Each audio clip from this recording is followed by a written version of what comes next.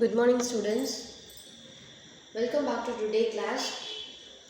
I hope you all learned the yesterday class. The yesterday class we saw about type of water bodies, isn't it?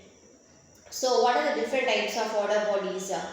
Like oceans, sea, rivers. So, these are called different types of water bodies. So, once again, I recall this topic. So, oceans.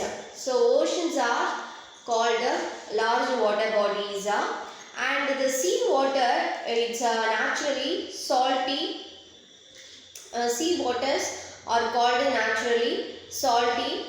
And what is the use of oceans?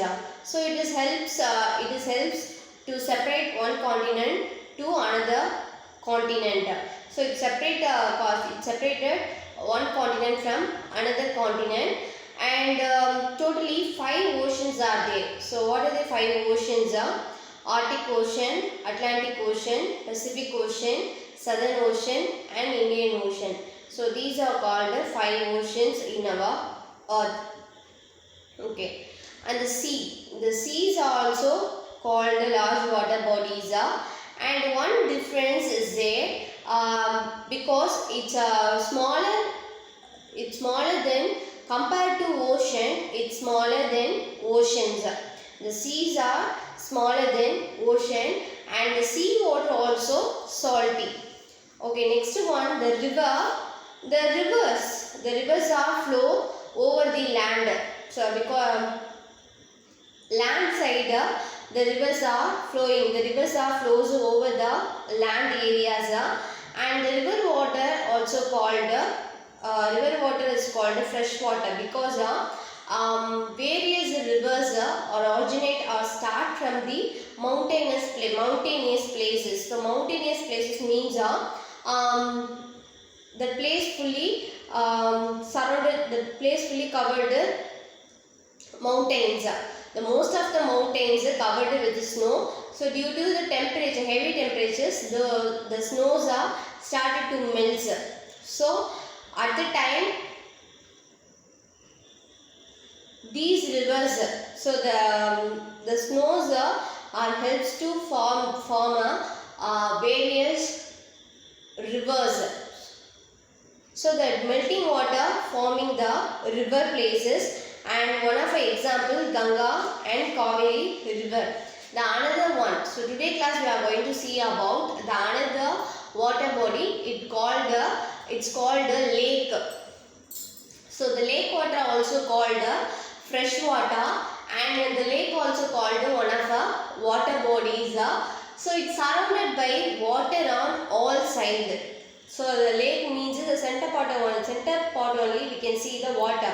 So remaining all portions, remaining all sides, it is surrounded by land. So it's covered land on all sides. So one of the example, Sambar Lake. So the lake water is fresh water, but the Sambar Lake. So in this lake, the water is salty in nature, and it's located in Rajasthan state. And the second water body is called Lahun.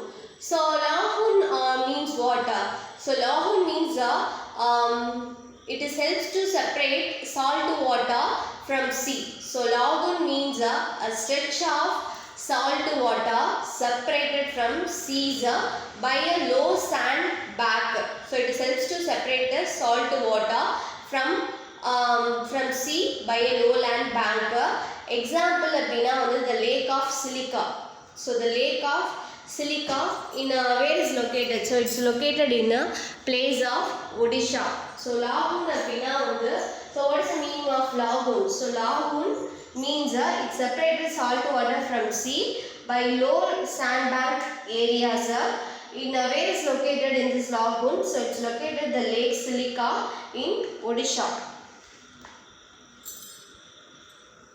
And next water body is called waterfall.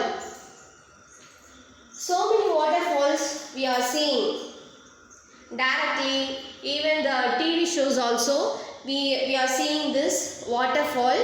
So the waterfalls means what? The river flows from the great height. So the river water flows from the great height, that is called waterfalls. So the example of waterfalls are Kutralam. So the Kutralam waterfall, one of the example of this. And the second one, the Sambar Lake, Sambar Salt Lake. This is located in the place of Rajasthan, and this is called one of the inland saltwater lake. So the lake water, it's fresh water, but the Sambar Lake, it's called salt lake. So in this lake water, it's salty in nature, and it is one of the important salt lake in India. Okay, so these are called different types of water bodies. So dear students, learn this topic today. Thank you.